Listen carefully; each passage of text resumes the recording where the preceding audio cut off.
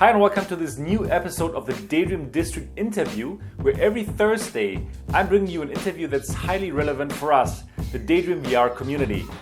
My name is Sebastian and this channel is called Daydream District, bringing you the latest and greatest about Daydream VR. So, if this is your first time here and you would like to stay informed about Daydream VR, go and find that subscribe button right away. In the last two episodes I spoke with Nolo VR and Vico VR, both companies who want to bring positional tracking to mobile VR. And also today I have a company who wants to revolutionize the input methods of mobile VR. I'm happy to speak with Alexey Kartashov, who is the CEO and co-founder of Finch VR. Finch VR is another exciting product that promises hand tracking and positional tracking for your mobile VR solution without the need of a base station, so that you can play all of your SteamVR games on Daydream or on any cardboard headset that you might want to use. So let's have a look at their video now.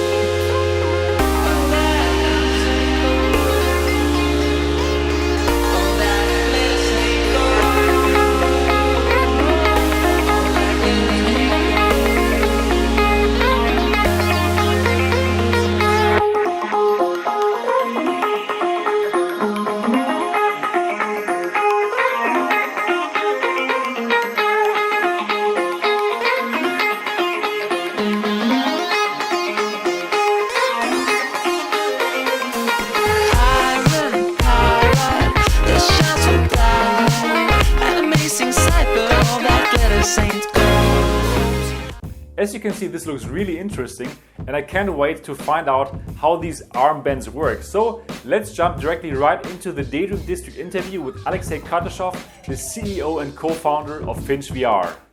It's my pleasure to say hello to Alexey Kartashov. He's the CEO and co-founder of Finch VR. Hi Alexey, how are you doing? Hi Sebastian, I'm doing well, thank you. Okay, great. So we have all seen your video now. I've shown it to the Daydream District viewers and it looks very, very promising what you have in store with Finch VR. So it would be awesome if you could tell our viewers a bit more about Finch VR. What is Finch VR? Well, so actually what we do is we work on various input technologies for the virtual reality, and our goal is to give mobile smartphone owners the mean to really to use their smartphone as the best, to get best virtual experience on their smartphones. And our premise is that modern smartphones are powerful enough to give a very good VR experience, as long as you can interact with virtual reality. And that was really missing as of now for the mobile VR apps. I mean, the input is, horrendous, I would say. I mean, it's nowhere near with the best-in-class devices we see on PC VR. And we believe that what we offer, which is full positional tracking of hands and what we call body scale tracking without cameras, just with the controllers in your hands, would allow a lot of really to unlock the potential of mobile VR. So that's our goal and our aim. That's great. So as you have pointed out already, at the moment there are no good input devices for mobile VR. I have spoken to some of your competitors who also try to achieve this. However, they are achieving this with some kind of base station. However, it seems with Finch VR, you don't even need a base station to do tracking of your hands. Is that correct? Exactly. From the beginning, we realized that the minute you require users to add something extra, something like a base station or, I mean, wires or whatever, our estimate is it reduces the market or the market potential like maybe tenfold. So we always wanted to do something very compact and neat and easy to use, and that's, I hope, we already demonstrated that we can do it, and now we're really working on making it plug and play, one click, I mean, very easy to use for the users. Okay, great.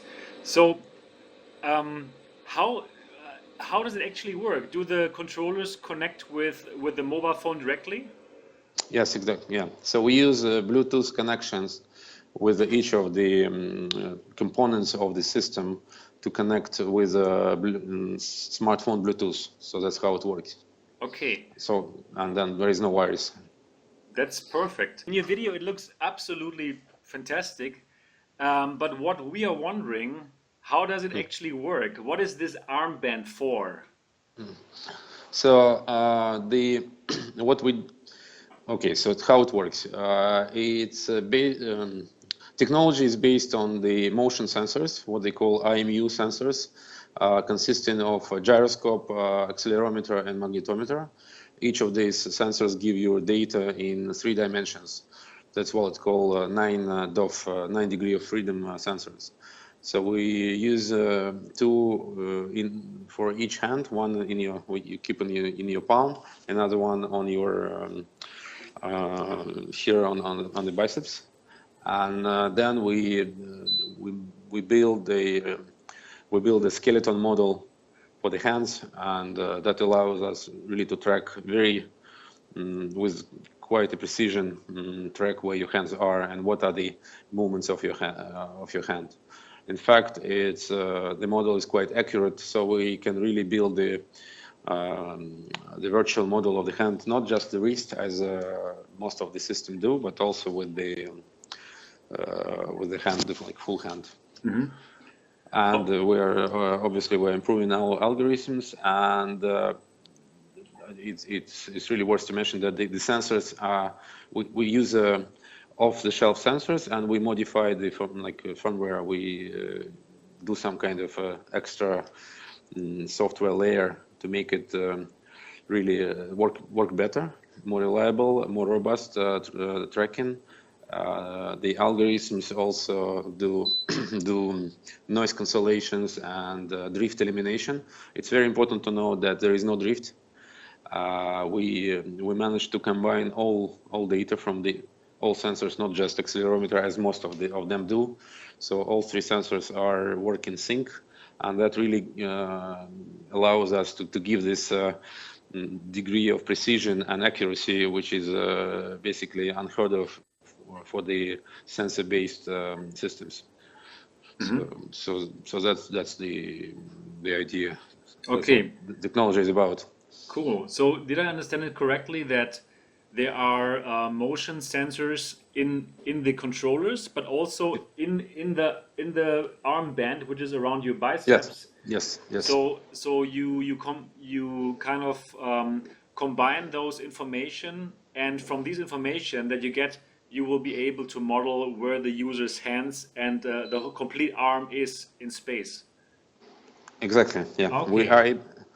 And but not only that, the next step for the technology development would be to add the 5th point. Basically, the sensor in the smartphone will be built. The data from that sensor will be built into our algorithm, and that will allow us to do what we call body scale tracking. Basically, you will be able to recognize the tilts and direction where you move your head. Yes. So it's kind of, for the standing experience, we will be more or less accurate to track the full swings and tilting of the body. Okay. So for example, that would help us to build very kind of entertaining boxing game. Mm-hmm. So that's the plan. Okay. So So at the moment, the phone sensor is not yet included, but you will work on this. And yep, when do you think will you be able to finalize this? in a couple of months. So it's Okay. really so by the time we release a consumer version of our device, we will definitely have the body scale tracking, and we also have plans to add the smartphone camera tracking with a kind of low spec, so that we can really track the couple of steps back and forth. So it will be in a way like limited inside-out tracking for the smartphone and for the controllers. I see. Okay. So, but if I understood it right, at the moment with this technology, you will not be able to see where the person is in space, right? It's just about your arm tracking. So if you move Yes, forward or backwards, the system as it not is now cannot check it, but in your next version, the system will be able to do it with some added information from the user's phone. yes, exactly. That's the plan. Okay, that's great. Cool. Perfect. So please tell us a bit more about the battery life of the sensors. It's about 10 hours for sure, but our last tests were, I mean, it shows from 10 to 20 hours of Okay, yeah, that's good enough. battery life. And I mean, to give you an example, so we were demoing our technology during the CES we just finished Yes. in Las Vegas, and we had it was really the smartphone which was running out of battery much Okay. faster than the controllers. So it was enough for the full day of Okay, the that should be demos. enough then. Okay, great. So what we are of course wondering is the compatibility with SteamVR, for example. What content can be used with your system? Could you tell our viewers a bit about it? Exactly. In fact, I think what we really want to position ourselves not as another gadget, which is, I mean, there for the virtual reality systems, but as the content enabler, I would say, simply because there is a lot of content already in the SteamVR, and a lot of it could be adapted for mobile VR, but because there was no controllers or no means to interact when you are in the virtual space on your smartphone, there was no content for these users. So we plan to bring two sets of content to the mobile VR. One is obviously the apps which are developed for mobile VR from the beginning, but more importantly, we'll give the users the opportunity to use the whole SteamVR library and to run it on their smartphones. And it will work like that. So you will be able to stream the graphics from your PC, where you will run the SteamVR games, to your smartphone. It's either on via USB cable or over Wi-Fi. And then our controllers integrated into the streaming app will be communicating to a PC, and basically you will be able to play SteamVR games as if you had the HTC Vive or Oculus Rift headset. That is great. So there is already a software solution called Riftcat. So I'm wondering, are you going to use this software solution, or are you going to give the users your own Finch VR software solution? Yeah, you're right. I mean, we're not going to do our own. There is Okay. no point. It's Yeah. we're talking to Riftcat and some other people because we want to give our customers the choice, and it's also important. It's not very clear to us at the moment. We still have to test how fast we can integrate, and which one of streaming apps will give the best latency solution. Okay, great. So now we all want to know, of course, when is it going to be available for us consumers? And of course, at what price points are you going to sell the Finch VR system? So our plan is to release the consumer version sometime in the third quarter. So as we speak, our representatives are working in China, looking for the manufacturing setup there. So we plan to produce first consumer batch in between July and September, and the plan is really to make it a sold out hit for the Christmas sales this year.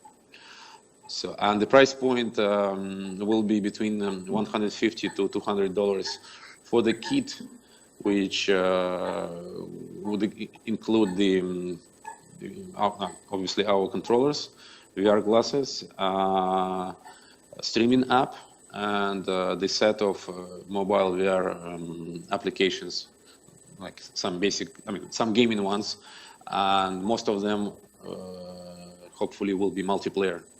Have you seen our multiplayer game, multiplayer video? Yes. Yes. Yeah, I think that's what we see as the future of mobile VR. It's really, it's such a fun when you do it with your friend in the same room. Again, with any VR glasses, we used cardboards. We used some very basic ones, like from any manufacturer. Cool. So you said like you will sell this package with a headset, with a cardboard headset, I believe, or? Well, we are in talks with a few VR VR glasses manufacturers. Yeah. So we'll see whether we are successful or not. But most of them are very fine to do a bundle, because again, it's very well known that mobile VR is the mass market, but there is no because of limited interaction, the content is really, there is not that much exciting content, to be honest. Yes. So, are you going to sell the Finch VR using Kickstarter or Indiegogo, or how about distribution? Have you thought about this?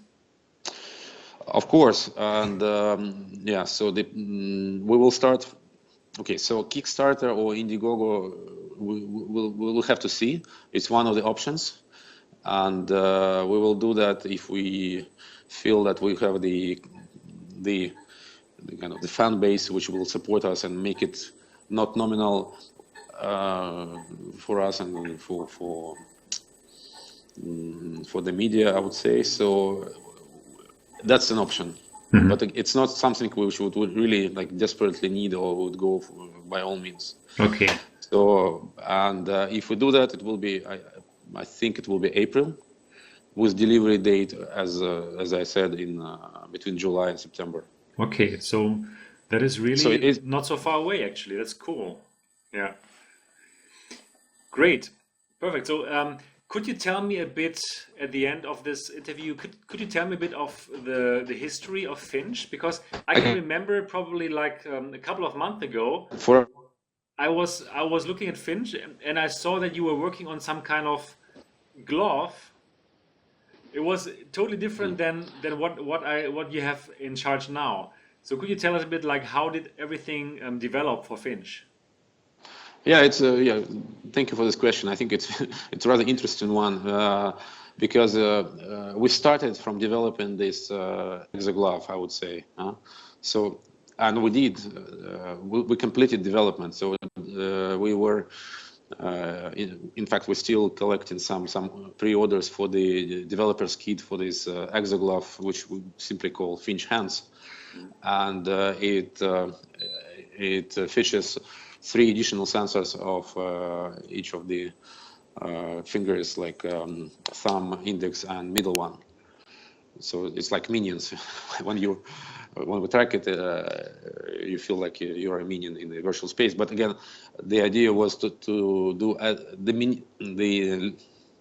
to use the minimum number of sensors possible, and with these 3 fingers, you do everything you need. Actually, it's not that many meaningful actions you do with the other 2 fingers.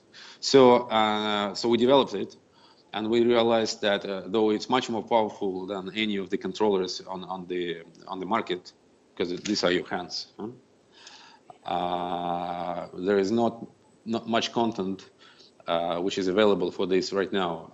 and the main reason is because it would require some kind of 3D interface, which has not been developed yet. So you see, I mean, what is the right gesture for? I mean, you more or less can imagine what kind of gesture to press a button, virtual button, or so on. But some other actions, like how do you call for menu, how do you select the particular item on the menu, and so on and so forth. It's something which is not there yet. I mean, we are not the ones to offer it to the market. Developers might not be very interested to do it right away. So what we did in October, when we completed the development, we looked at the market and realized that by removing finger sensors, we will be able to create a perfect gaming device, which is basically the full functional analog of the Oculus Touch or HTC Vive. Same buttons, same analog joystick, and so on. So, and then by using streaming from PC, we'll be able to give the users opportunity to run SteamVR games. So that's the idea. So that's what So first we developed the much more powerful and complicated device, and then we simplified it to meet the market requirements. Market demand, yeah, because the market very clearly needs something like Finch VR. So us mobile VR users can finally use something like Tilt Brush or any of the cool VR games out there that we want to play but cannot. So I'm really waiting for your Finch VR controllers, looking forward to use them. And yeah, all the best of luck to you. Thank you. And really exciting what you're working on. Probably in the very end, you could tell us a bit about the history of your company that you are the co-founder of. Since when does Finch VR exist? It all started in July 2015 when I met the young team of virtual reality enthusiasts in the middle of Russia. It's like a city called Ufa. So they were doing, accidentally they were doing both virtual reality projects, like for some interior design or architecture design, and they also had like more than 3 years of experience of motion capturing with the optics. Basically, they were doing some kind of upgrades or some, I would say, creative use of Kinect technology from Microsoft, and so we are quite knowledgeable in what optics can and cannot do. And they also were doing a lot of motion capturing with the sensors. So cool. It's all kind of clicked when I tried the first time the virtual reality of myself. Yes. And I was immediately hooked on it, and it reminded me the best rides I had, like in Hogwarts or in other amusement parks elsewhere. So I think it was. I mean, it was lucky incident, I would say. Cool, so, perfect. And since then, it developed quite fast, and I think the way we develop the hardware and the algorithms and software is quite, it's best in class, I would say. Wow. Perfect. So thank you very much, Alexey, for taking your time for this interview for Daydream District. I think our viewers are very much looking forward to try your solution, and we will definitely follow you. Keep us up to date. Yeah. So if you have any news, any Kickstarter campaign, anything, please get in touch with me, and I will definitely let the community know about it. Sure, will do. And thank you for giving this opportunity to tell people about our technology and what we're going to bring to the market. Awesome. Thank you, Alexey. Thank you. Have a good time. Bye-bye. That's it for today's interview. So Finch VR, another company to be excited about in the mobile VR input space. I'm very much looking forward to test out the device, and I will keep you informed about Finch VR, so stay tuned to Daydream District. I hope you enjoyed today's episode of the Daydream District interview. If yes, give it a thumbs up. And of course, if you haven't subscribed to Daydream District yet, do so now.